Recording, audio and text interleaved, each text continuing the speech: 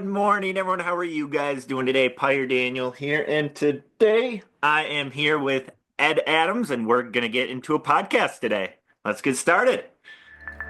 The Aesthetics of Leadership Podcast, the look of leadership that is unmistakable. Daniel Peyer, welcome to the Aesthetics of Leadership Podcast, my friend. I know this has been a long time coming. I've been a fan of yours on social media for a long time, and I can't wait to learn the story of the man behind the images. So, Daniel, thanks for being here, brother. Yeah, it's great to be here. Thanks for having me on. So, Daniel, you are, for lack of a better term, a social media sensation. You have been killing social media in the health and fitness space for quite some time now. Over a quarter of a million followers on Instagram alone. No telling if you add up all the other social media accounts what your global following is. So clearly you're a powerhouse of influence. And I know there's an origin story, Daniel, that got you to be where you are today. And I'd love to just have the listeners hear that story, and let's see where the interview goes from there.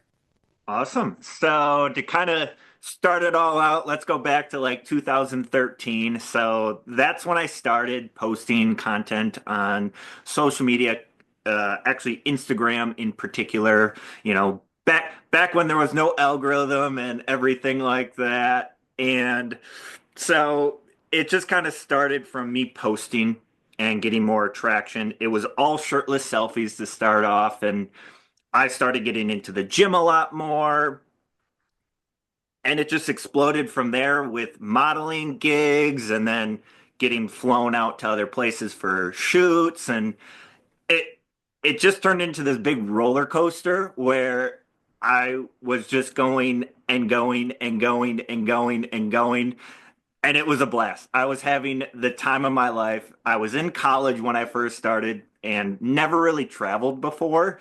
So getting those experiences, it was mind-blowing to me. Going to a club in Miami from a small town person. I'm from Wisconsin, a town of, well, now I live in a town of 250 people, but a smaller suburb of Milwaukee. And I never experienced anything like that in my life. And getting to see what the world had to offer was such a unique experience, and kind of just wanted me to strive more for that growth. And then over time, I kind of realized what the industry was, and then kind of took a little bit of a pivot. So that's kind of how that all timeline all kind of shifted. But at the same time, I would not take anything back. I had the time of my life while kind of learning about what the world is and how I can be involved in it. And it just led me to fitness. Yeah, that's okay. So that's pretty amazing. A lot of interesting points there, Daniel, because if you look at those college years for a young man, I would argue that those are pivotal periods of time for the development and creation of someone's identity. How did you protect yourself from not letting all of that go to your head so that you still kept a trajectory of growth and movement forward rather than have that consume you as it does so many young people at that age? Oh, for sure. I mean, I just turned 30 this year, so it's it's fun to look back at my 20s and be like, that's what I did. It's so cool to see that. And at the same time, I look back and you can just pinpoint all the mistakes that you made along the way, but that's what made me into who I am today. And if I didn't make those mistakes, I wouldn't have come out the same for sure. But I would say one in particular was getting into modeling and going down that route. I did it because I needed the money. That's why I did it. Someone reached out and said, "Hey, do you want to do a photo shoot in LA for $500?" And I'm like, "Yeah, I've never been to LA before. Let's do it." And during that time, I was telling all my friends, "Oh, I'm flying out. I'm going to all these places." And it was such a high. that everything kind of got away from me a little bit, family and all of that. And, little bit of friends here and there. I kind of missed out on a few opportunities with them because I was so focused on, living this higher lifestyle and everything. But then I would say when I turned about 25, I was like, I don't want to do this anymore. This is not who I am. So I moved, kind of all around until then in smaller states, and I lived in Vermont and I lived in Wisconsin, lived in California for a period. But that California, I quickly realized was not who I was and wanted to relate back to my roots more or less. So that's why I like the Vermont area, and now I'm back in Wisconsin. And I think I'm more of who I am now than who I was back in my early 20s. Oh, that's fascinating, man. Yeah, I think every young man needs to go on that journey. They need to take the risk, they need to go explore. They've got to push those boundaries that have confined or defined you for a period of time. You go explore, and then you figure out what you want to be known for, right? Yeah. And I guess my curiosity is, you didn't like what you were experiencing. You didn't want to be known for that. What was it that you wanted to be known for? So going back to the whole social media thing, I just wanted to get people interested into fitness because that is what I loved. And I think that having that mental discipline to go to the gym every day or to just do something hard is super important. Yeah, I just I was with my family last weekend actually, and my cousin just started wrestling. He's 10 years old. And I was talking to his mom or my cousin, and I told her wrestling was the best thing I could have done to create that mental toughness, to create that drive to do better. And I think that term, my short term of 6 years in wrestling during middle school and high school has elevated me to where I am today to create that hard mental discipline. And I think fitness does the same for people as well, just in a non-combat situation. So, Daniel, I do a lot of work with people and organizations and personality assessments, knowing that personality drives behavior. And if we can impact or influence behavior, we can change productivity, right? Mhm. So, I guess when I look at the DISC spectrum of personalities, the biggest percentage of the population is an S classification, or steady, stable. Mhm. Security is really important to them. They don't like change. And then there's this 3% of the population that's just opposite them, that are the D's. Those are the drivers, dedicated, disciplined. And that's kind of where I'm going to stick you for context in this conversation. You're dealing now, and have been for some time, in coaching people who don't want to change. They think they do, but their behavior is actually programmed for them not to change. How do you curate your discipline and your drive, and then for yourself, and then how do you translate that into change in someone else? I'd love to understand that. So the safety and security obviously is super important to me. Being able to have security for myself before others. That's always the first thing when you're on an airplane. It's when a mask falls down, it's you have to save yourself before saving others, because if you don't save yourself, a lot of times you're not going to save others. So I've just created this environment where I do feel safe and secure, but then having that allows me to just do more and help others and hopefully get people into a similar system. Because when I think of my goals, like my big goal now for I think 2025 or 2026 is to become a professional bodybuilder. That is just to go on stage, get that title, and to be able to tell, hey, I'm a professional bodybuilder. I think it's just one of the neatest things you can do in this realm of fitness. And I think giving others the sense that, hey, if I can do it, you can do it. And I came from being 6'1" and 150 pounds when I was 18 to right now being 215 and still the same 6'1" and relatively around the same body percentage. I would say I'm a little bit fluffier, but that's me being hypercritical on myself. And I think instilling others to have a system that they can do the same thing is super important. I think having a system set in place is going to determine whether a person is going to be successful in whatever they're doing. So that's what I try to instill in my clients is, hey, we have this program here.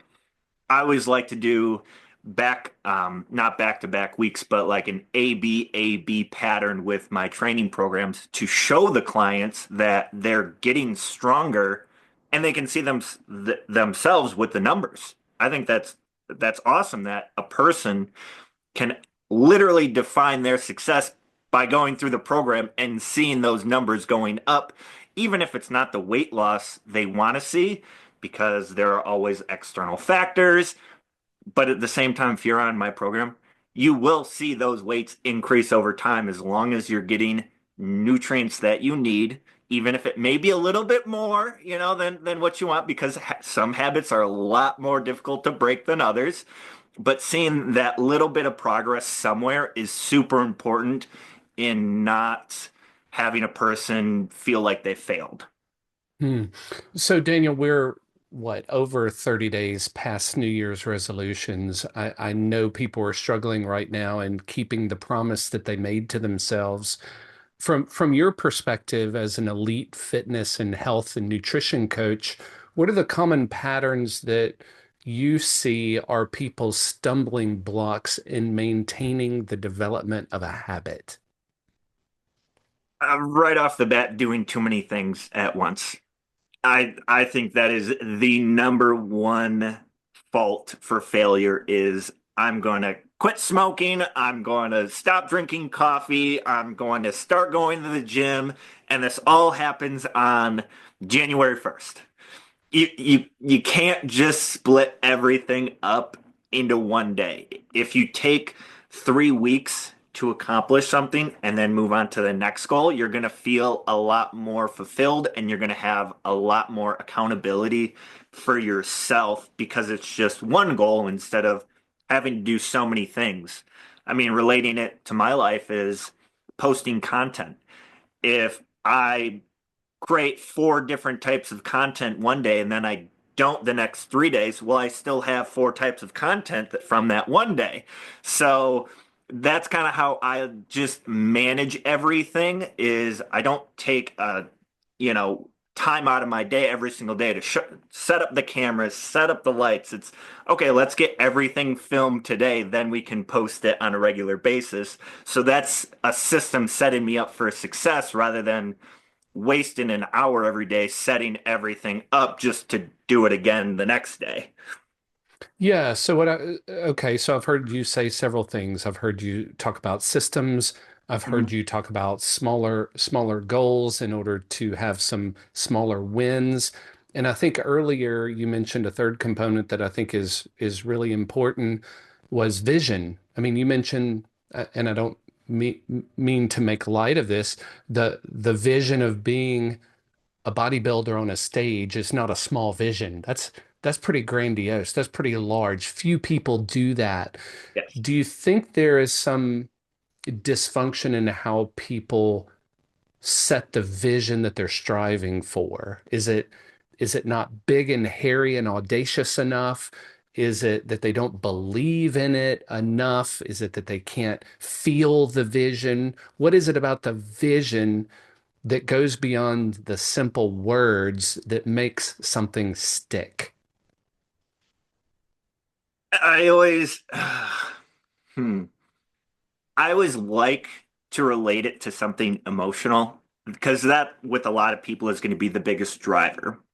For me, it's wanting my supporting family to, be proud of me in a way for, not just going to the gym for 10 years. Okay, cool. You have a great physique, but there's something to show for it at the end of the road. Just like someone going to school for, 3 years, but then not graduating in the fourth. It's that goal of getting that piece of paper at the end of the rainbow that I think would is driving me to do something with my genetics and gift and drive and determination. And I just think having that vision emotionally changes things in people's head. If you're doing it, I always relate kind of back to clients. And if a client is wanting to, be healthy for their kids, or they want to be able to walk up and down the stairs without getting out of breath because they're running after their child, that's going to be a lot bigger driver than, oh, well, I just want to get up the stairs myself. Well, no, now you have a reason to go after what that goal is. And it depends on what you're emotional about. It doesn't have to be kids or it doesn't have to be family, but just something that drives you internally and emotionally to get to that next step or to get to that next micro goal to get to that bigger goal. And it doesn't have to be so far out in the future that you can't possibly think of the emotion, right? It can just be next month. It, Yeah. it, Oh, it- yeah. okay.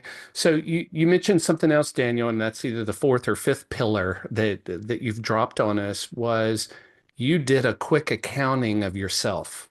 In the words you spoke, you talked about your genetics, you talked about your strength, you talked about your discipline. Is that part of the process, is taking an accounting of what people do have versus where probably most people's mind goes is what they don't have, right? So they're looking at the wrong thing. And if you're going to grow, if you're going to change, if you're going to transform, that's probably going to come from the areas of your strengths Mhm. versus the areas of your weakness. So I'd love for you to expound on that for just a little bit on how people or how you work with people to do exactly that. So a lot of times people don't like talking about themselves. It's a big struggle to get someone to admit something that they're afraid of. And I'm sure you're very well aware of this.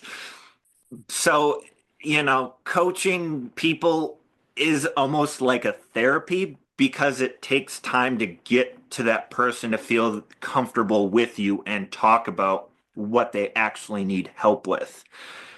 And so that's not just a process where we have one 40-minute conversation. It's something that happens over a long conversation and talking of weeks and weeks, and finally getting to that point of, aha, like that's what it is the most amazing feeling for me that, and we get to figure this out together. And two, for that person, because now they have this little bit more of an edge than they did before. But I think a lot of people realize it themselves internally, but just never voice it to others because of the scare factor that they have in their head of admitting something that is wrong or something that they need to change. Hmm. So, Daniel, have you always been a person that holds space for others to to be vulnerable, to be able to speak, to be able to be cared for? Because that's a special component of being a coach is holding the space. Is that a skill you've developed over time, or has that always kind of been an innate part of your heart? I think just being close with family has really given me that mental attitude to care about others. Also, I think it depends where you're coming from. I think on the coasts of the United States, it's a little bit harder to visualize that, but I feel like in the Midwest and maybe that Southern hospitality type of style is a lot more emotional and endearing, and you care about what the other person says instead of blowing it off, which is actually one of the reasons why I didn't really like California. It was more about the stuff you had instead of the story you had. Mm, yeah, that's really good. I appreciate that. We down here in the South certainly love our Southern hospitality, and it's Yes. definitely part of the DNA and it's part of the food too. But Yes. that's another story. That's another And the story, sweet Daniel. tea I heard. Absolutely the sweet tea. Oh my gosh, best on the planet. So Daniel, people um might look at you and put you in a box and say, "Oh, well, his genetics and his predisposition to fitness and health and his privilege, he has probably never struggled a day in his life." I would argue that's probably not true, that hardship has shaped you. um, can you take us to a hardship you've had to overcome, and how you entered that, how you persevered through it, and what did it mean on the other side of resistance? Yeah. So from my social media, I try and always be positive. That's the goal. People watch the news and they see so many negative things that I want to be a source of positivity. So I try and not to post anything really negative. Here and there, I'll post a few things that I think are a little bit funny, but then are a little bit more on the serious side. But I try to keep things lighthearted and joke about things and have fun with the people that are following me and who engage in the conversations I have. But I would say a big thing that I went through last fall was anxiety. I never really knew what it was. You know, when someone came up to me and said, "Oh, I'm anxious," I didn't know how to respond. It would be, "Oh, go drink some water," or yeah, go in a dark room, or I Do didn't some know how breath to work. respond. Yeah, I was just kind of dumbfounded, like, okay, we'll get over it.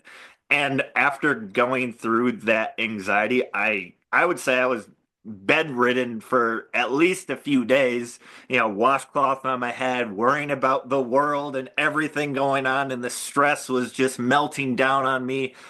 And it was just I was overdoing it, and that was my issue, is taking time for myself and realizing that, hey, we need to take a step back, slow down, figure out what's going on, and then we can progress farther and forward.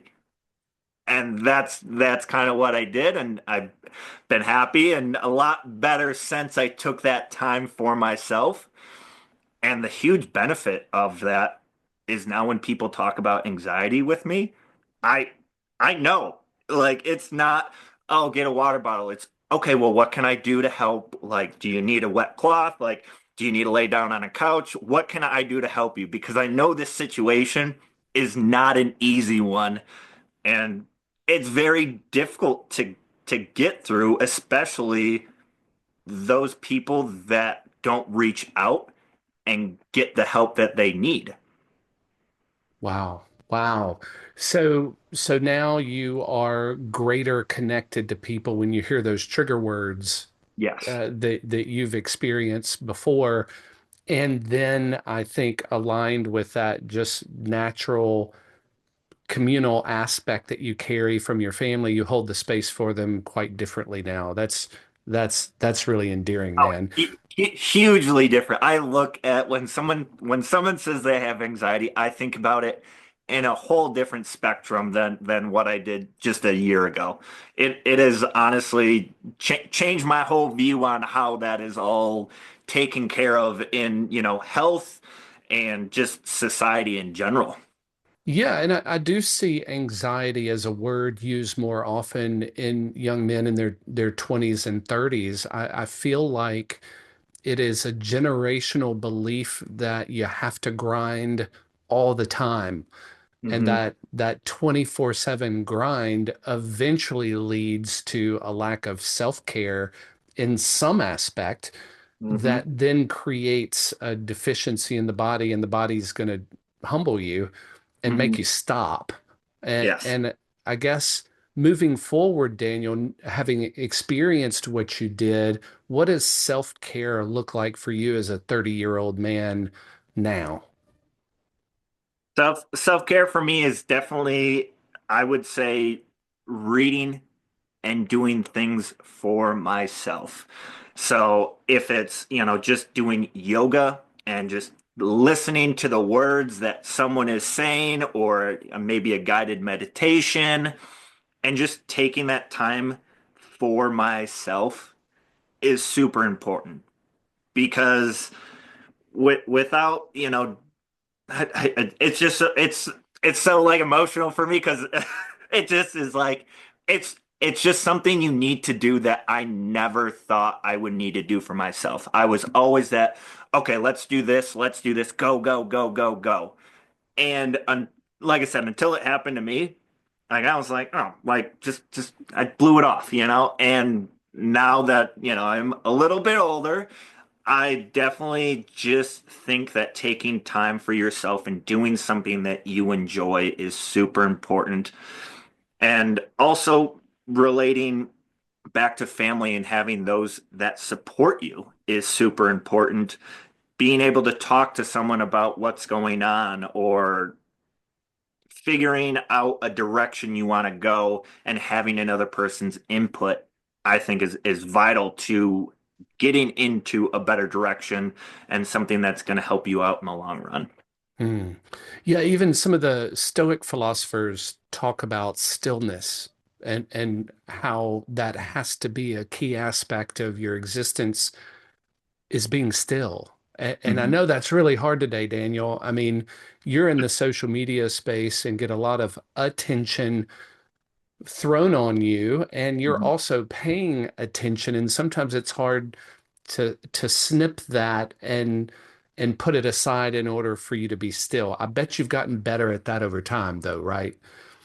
I would definitely say so. Social media, when I first started, uh, the likes and notifications were just going off constantly, and that all those little dopamine hits, whoo, they they just amp you up like you're go go go go go.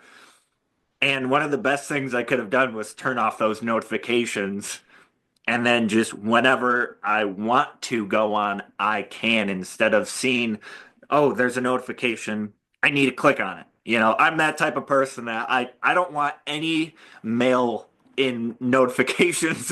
I see some people that have like 4,000 unread emails, and I'm like, how do you live that way? I don't understand that either, man. That would drive me bonkers. I actually had to get rid of those little red numbers. Like, don't put them on any Yeah. app. I don't want to see them.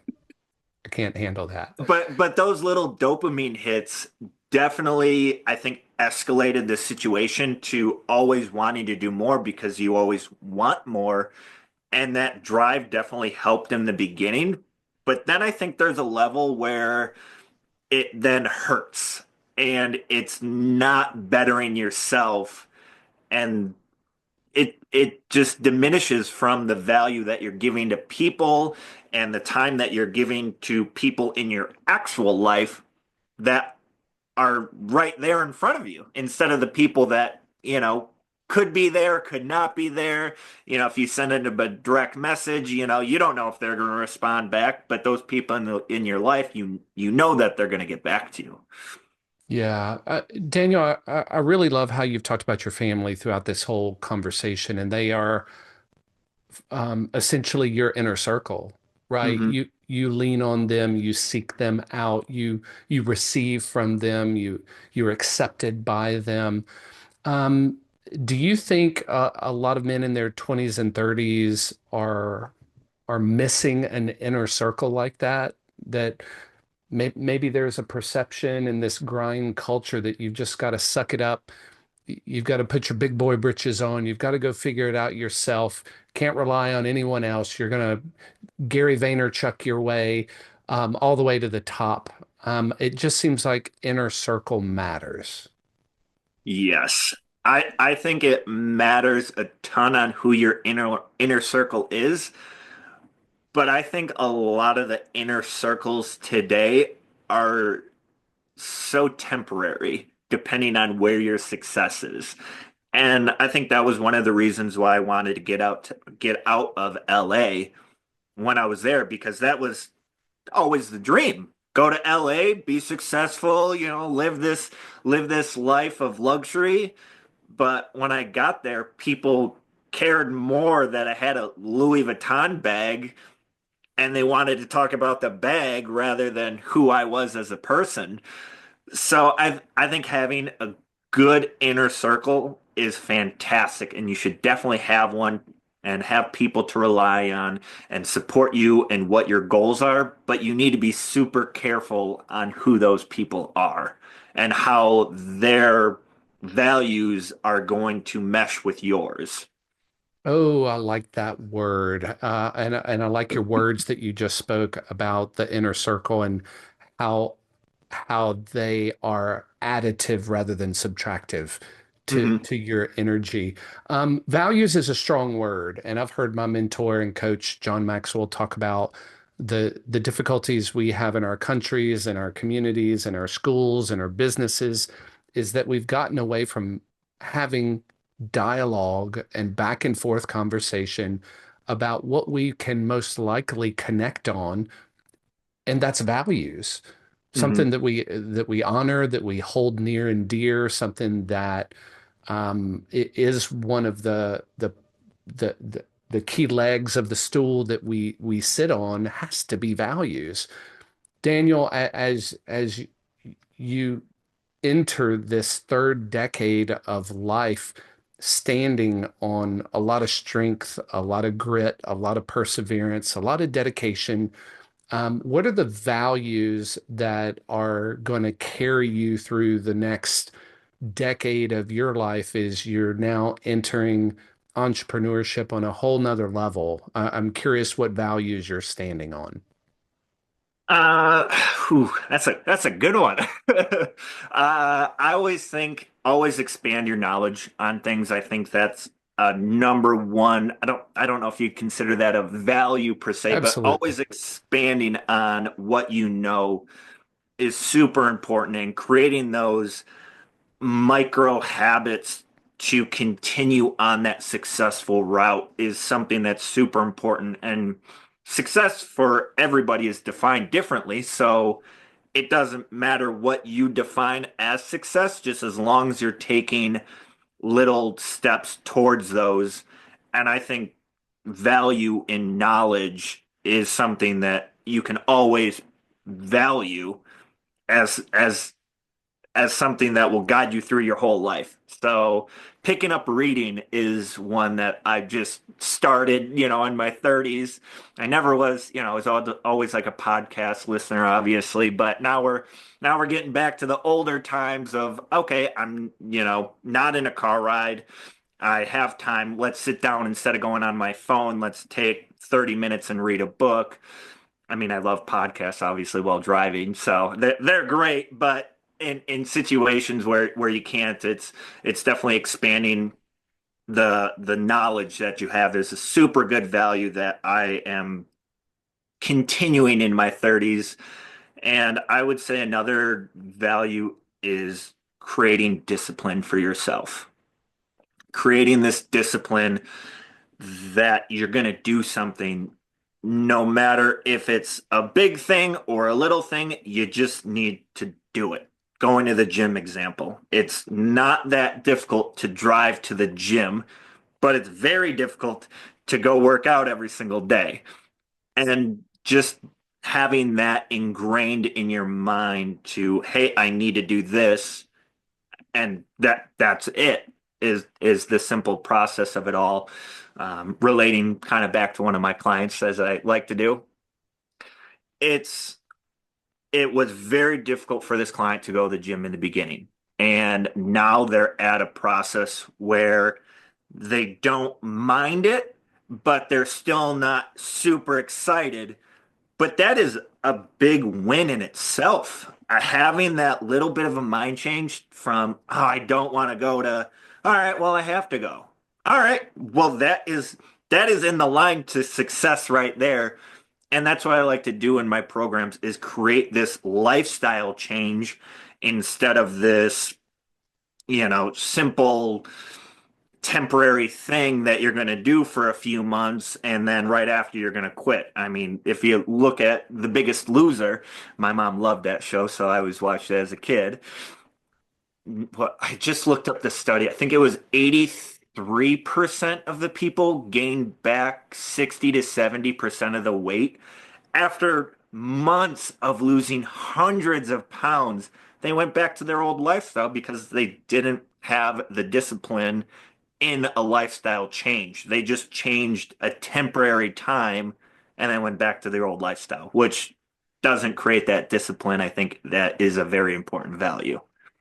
Yeah, discipline is one of those elusive values that I think a lot of people are trying to figure out the mathematics of discipline. And I heard it described as we make discipline way too complicated when discipline is simply a choice.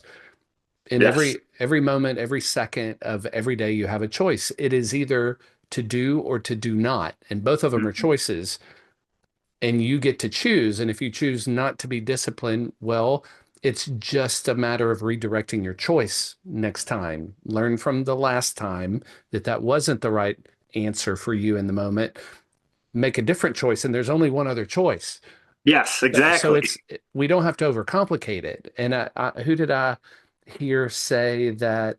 I know there are even books on habits. I think you're reading one right now Yeah. by Yeah. James Clear, Atomic Habits, and they said, Yes. all those books are great, but all you need to do is consider your health, your wealth, which is what you have, your Hmm. fitness, whatever component that is, you need to reframe it as hygiene, not habit.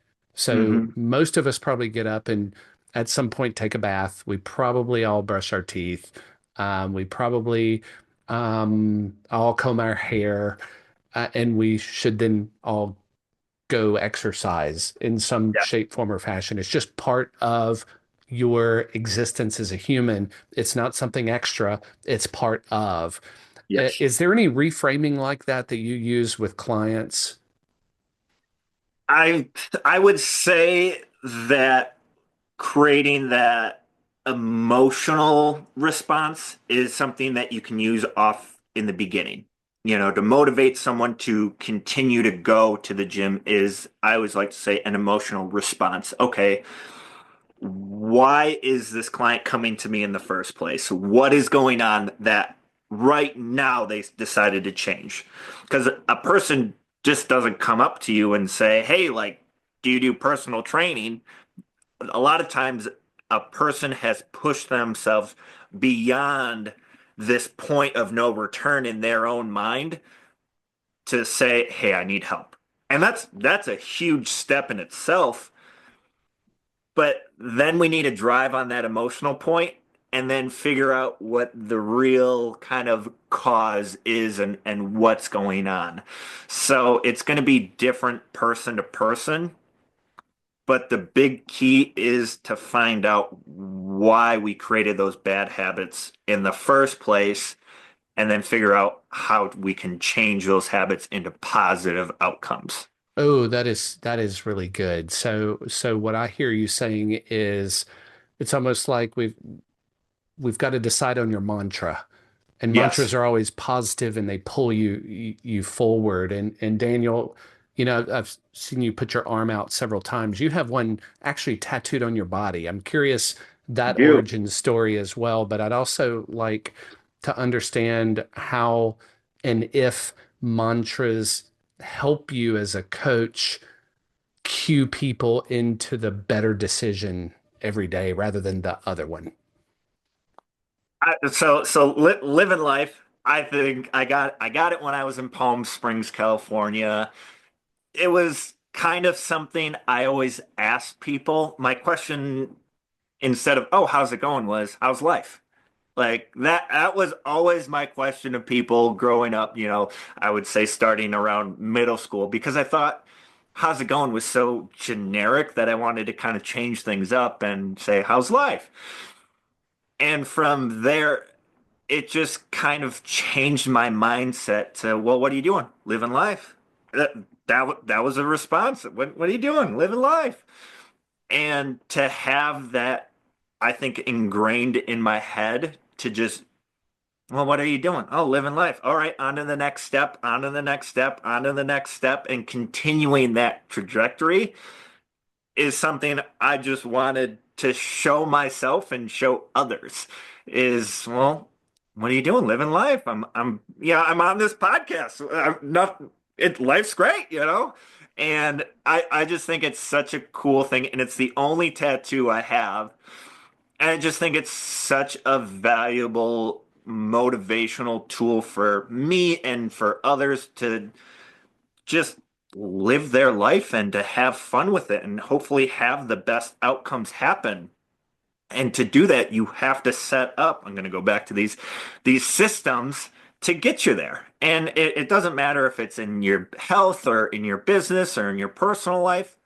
You just need to take those steps one step at a time and continue living that life. Love that, man. Love that. And I know it's a visible part of your arm, and it's probably a constant cue to remind you. Do you find that your clients that you serve now, when if they don't have that ingrained in their mind, that you have to help them remember what they're doing it for? Is that what I hear Oh, you saying? oh, big time. I think when people often lose sight of what they're doing. I mean, I think even just in a day-to-day situation, a person can say, "Hey, I'm going to accomplish this, this, this, and this." But then, something happens out of the blue. Okay, and now we need to reassess kind of what's going on to get back to those goals and to get kind of back to that point. And I think it's just so important to pivot in your life, and people just kind of forget why they're doing it in the first place because, instead of going A to B, C, D, E and get in the way before you can even get to B. And it's just a constant reminder of, hey, like, do I need to text you every single day to, you know, eat healthier or, send good options? What can I do to help you? That is my goal. I am here to help my clients. So actually one of my clients now, whenever I go to the grocery store, I'm taking 3 pictures of foods that they can try or that is healthy, just to say, hey, you don't have to eat the same thing every day like I do, but here are definitely some options. Because a lot of people, when they create a meal plan for a person, it's, chicken, rice, sweet potato, same thing over and over. And I don't do that because that is not sustainable in your life. You're never going to eat that for the rest of your life. And if you are, a lot of times you're not at my type of help. You're at, a more top tier specialized person for a particular sport, or you're going to the Olympia if you're talking about weightlifting, or you're going to the Olympics. Like, I don't get me wrong, I can help those people, but there are a lot of people out there that are better suited for that type of specialization. And I just think, creating something that can help a person out is super important. And the client I was actually with that wanted to for me to give them options was more worried about putting more time on my side than actually getting the help, which is very nice of that person, but is not even close to what they need. So that's why when we came up with this option, okay, well, what can I do to help? He's like, just give me different options. And me sending, a list of foods, he already has a list of foods. That's already there for him. So what can I do? Oh, well, if I go to the store 3 times a week, I just gave you 9 options that week of healthier choices that you're continuously getting to benefit and help yourself, instead of a one-time text message saying, here are the options, which isn't going to help in the long run because they're not reminded to do these goals consistently. And reminders are what people need a lot of the times. Just little nudges to say, hey, stay on track. This is what we're doing. And I think Yeah. it's super important. Yeah, I hear you so much. It's almost as if they need to borrow a bit of you during this time that they're building their own resilience. They have to borrow it from you, and it might be the nudge is Yeah. just what they need, the reminder, the cue, the photo of a banana. You- Yep. all of that is borrowing until the switch goes off and it's Yes. hardwired and they're ready to go. Um, Exactly. Daniel, we've talked about two primary elements to, I think, every man's existence. That is the body and the mind. There's this soul component that is the third that I think stupefies people. And it's probably the hardest one. It's the less tangible aspect of our human existence. I heard it said, we are soulful beings living a human existence. As a coach, I feel like you're juggling those three balls sometimes, particularly because I think the physical is easy. We can see the plan, we can see the gym, we can move the weight against gravity. The mind, you can read the books, you can do the meditation, you can get your sleep, you can do the yoga work that centers you, you can be still. And then there's the whole that is often in men, and it's that spiritual component. Is that a domain of life that you've spent any time developing? That's question one. And then question two is, what do you see in other people as the hole that needs filling? Um, so mm, that's a really deep question, first of all. So it was a good one. Um, when it comes to, I think, family and how you hold yourself and how you think of yourself kind of creates that soul that you provide that aura off to people. And I think for me, that aura is positivity and giving someone a better outlook on something. If someone messages me with a question and, I give them kind of the advice that they need, but they wanted a quicker answer. I think that positivity still kind of shines through a little bit and says, hey, like, I'm here to help. And I think that's more based off of, my aura. I don't know if I'd call, I think of things a little bit differently when it Sure. comes to that. So I think more of an aura that you give off and provide the world with, whatever you are. So, me bringing off this positivity is something that's infectious and hopefully it carries along to the next person. I've never really been a spiritual person when it comes to that sort of thing. So that's where my mind goes immediately when you say soul. So I don't have an exact answer for you. No, that's But good. I That's so think just good. bringing positivity into the world is something that is needed and should be rewarded more in life because of all the negativity that is out there.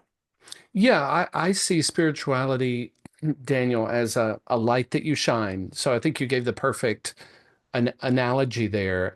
For you, that's positivity. That's the light. That's Hmm. the soul. That's the authenticity. That's the word I'm looking for. The authentic Daniel Peyer that some people may miss in a social media post, right? It's not until they're sitting across the table from you or on a coaching call with you that the true receipt of your soulful gift is seen. And it's bright, it's warm, it's endearing, it's connecting. So yeah, I definitely see your spirit, Daniel. Definitely. I Thanks, thanks just for to that. point one thing out on what you said there. It's funny when people have a conversation with me and the running to go back a little bit, the running joke I think in college was when I was going to the gym constantly, I would wear like short shorts and things like that just to kind of be a little bit different. And when I went out to the bars when I was 21, so after 3 years of being at the school, people knew kind of who I was, but no one really talked to me because, oh, there's that weird kid. And so people would always say like, "Oh, you're the buff guy from the gym." Like, "Oh, hey, how's it going?" And then I would have a short conversation with them, and they would always be like, "Oh, you're not a douchebag." Literally right to my face. They would say that. They're like, "Oh, you're not the douchebag I thought you were." It just blew my mind that all these people had this, thought of who I was, and it just wasn't even close. And I think it's similar to social media. I think after the years I've been on, I think people more or less are able to figure out who I am if they, kind of continue to go back and back and back. But with my post that went 12 million views of me getting into a car wearing, candle lights or Christmas lights, no one knows who I am. So that's their first impression of me. So when people do get on a call with me for getting them into my program, it's I think a little bit of a shock that we're having a conversation just like we are now. It's not, oh, like, okay, like this guy's serious. Like, and I just take so much pride in that person being like, oh, like I can do this. And I think it's because I bring off that positivity, and, I have a structured program that I lay out for people. And it's this little mix between, okay, he's this really fit guy on social media with a ton of followers, and I'm talking to him and just being a normal human and having a normal conversation with a person. And Yeah. I just think that's so fun to have and for people to actually see kind of shine through. Yeah, well, yeah, I think that is always, I believe, the goal of connection is to experience the authentic version of the person you're speaking with. Hmm. I think it's easy to create the box to put, if it's not Daniel Peyer, any other influencer out there on social media, we perceive them a certain way in two dimensions. But when Hmm. it's a real live three-dimensional conversation and you're receiving all of them from all the senses, it's a different version, Oh, for and sure. authenticity matters. Daniel, in the last few minutes that we have together, I know in talking about how people put you in a box, I know we've talked about different aspects of you, and I want to talk a little bit about Empire Fitness before we go. What is it that you want people to know about you that they might not pick up on your social media feed? Something that is connecting, something that is authentic, something that be better describes the light that you shine. Yeah. Um, a big thing I don't really show is that more about family and that side of me, and how that kind of fits into who I am as a person. So family is super important to me. I talk to my mom like every other day. It's just something in my life that is a staple because I had that point in my early 20s where I didn't really communicate with them, not for any bad blood or anything going on, just it wasn't in my head at that time to reach out to these people that have always cared for me. And I think after I turned like 25, it was that mental switch in my head that was, oh, this is super important and I need to take care of this situation. And that kind of goes on to that next point of I'm a person that lives in a town of 250 people. I'm a normal guy. Like I don't go out and buy Ferraris or go to five-star resorts or do any of that. I just like living life. I just like to have fun in my own way. So I like to go on hikes. I like to play disc golf. I love my Mini Cooper and driving around and having some fun in that. And, I do love working out. That is something that I show you guys on social media is the working out part. But I think having that little bit of not showing family and kind of that part of it is something that I will definitely work on. and showing others how important it is to get to those next goals that you have and to have those people in your life kind of get you there and help support you. Oh, that's so cool, man. So cool. Well, look, I know you've created something really incredible. It's called Empire Fitness or your Empire program. You have branched out from being a spa manager and personal trainer to now owning your own business. You're an influencer on a whole nother level. And I'm curious how Empire is structured, and then how can people connect with you to learn more? Yeah. So Empire Fitness is just me. So if you that's one of the I think one of the main important key parts of this and my business. I want to take on a few clients here and there, help them out and actually get to their goals. And then once they're there, either continue to help to move them in a second tier or and then help others or whatever kind of the situation is with that person.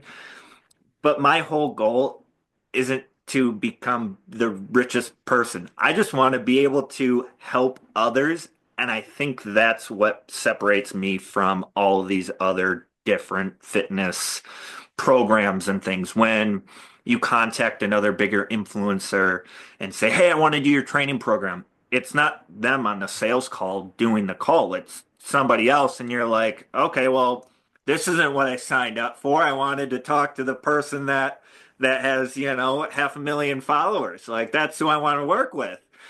And that expectation right up front is I think super important. So when a person signs up for one of my appointments after filling out the application, it's me you're talking to. It's me you're going to have a conversation with because that's going to lead to the best outcome because I know what's going on because I can ask the right questions. I know what you're looking for, what your goals are, what you've tried in the past, what we can do to work on to get you to whatever your goals are. And I think that right there is a huge defining line with a lot of other people is they just want as many people in the door as they can. I I max out at 15 people. That's it. So that's exclusivity. I always have to look that one up, man. That's one of those ACT words I can't get right ever. You know what I mean. It's exclusive, first of all. You're you're talking directly to me at all times. It's not a AI chat or anything like that. It's me you're talking to, and I think that kind of holds that very important precedent of, hey, we're gonna get through this together. And how it all happens is at empirefitness.com/application. You can fill out an application form and then we can have a chat after if you're a good fit for the program. So that's the easiest way to reach out to me. DMs as well. If you're like, hey, I have a question, I'll answer it. I'm more than open to talking about fitness. I love it. If you want to have a small conversation and then lead it into a bigger conversation, start in the DMs. Uh, at Peyer Daniel on Instagram. Yeah, that's so cool, man. So cool. And I think it's also funny how people think your first name is Pyre, Yes. right? So I have a very funny story about how I got that name. So when I was probably in fifth grade, I went to make a Yahoo account for an email. So Daniel Peyer at Yahoo is already taken, and so the other option was Peyer Daniel. And I'm like, okay, sounds good. So I just did the Peyer Daniel one. And during COVID, Daniel Peyer at gmail.com, because that person also stole the Gmail one as well, reached out to me. And he reached out and he's like, hey, like, I was a very popular DJ in the 90s, and I was wondering if I could have your COVID slip to say that you got the shot and everything like that, because he was a salesman in Switzerland and needed to have the card say that he got a shot when he didn't want to get the COVID shot. And it was just so funny that this person that I know for years that has stolen a lot of my, titles and usernames and all that. He just reached out to me and it was just a funny story. I ended up not responding to him because I just thought it was really weird. But it was hilarious how this person that I'm like, oh God, like that and that's what I do now on platforms is I get the username when they first start, even if I don't use the app, just because I want Peyer Daniel now, just in case someone else takes it and tries to, either scam people or whatever the situation is. So every time a bigger social media platform comes out, even if I don't use it, I still have to go You and get get the the name. username. And it's just funny that I have that response now of that because of the situation I was in when I was in fifth grade with an email address. Fascinating. And it's carried on 25 years. It is Yes. still the username you go by, and people don't realize you swapped your name backwards. People always think it's Peter, and I don't know why, but what one of my followers actually, the Empire, it's instead of Empire, it's Empeyer. And I just thought that was the greatest thing that someone came up with. And I was like, I'm gonna use that. Thank you. Yeah, you need to trademark that quickly Yeah. before.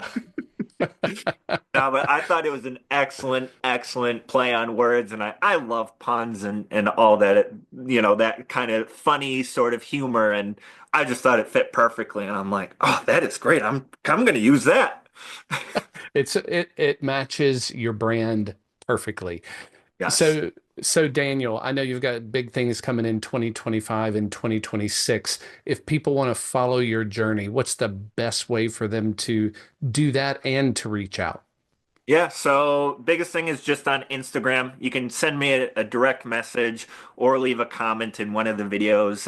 I go over all of them. I am very interactive on social media and if you have any questions, you can reach out to me right there. Instagram at peyerdaniel.com and that's PEYERDANIEL. Awesome, Daniel. Well, look, I know there's probably going to be somebody who listens to this show who is on the precipice of anxiety. They're lost, they're confused, they may not they look at all the knowledge that's available to them and they might get totally overwhelmed. What is your advice on the very first and only step they need to take that will lead them to the next answer and the next one and the next one? Not all of them, just the one. What's your advice for that person? If they're currently going through anxiety right now, biggest thing I would say is take a deep breath. Everything's going to work out. It always does. If you have a positive mindset and you just take that moment to yourself to everything's going to work out and you're going to live in the most positive world you can. And that's what I instill in myself and instill in others that follow me and others that look up to me is positivity is key. And if you just take that first breath, everything's going to be okay. The Aesthetics of Leadership podcast, the look of leadership that is unmistakable.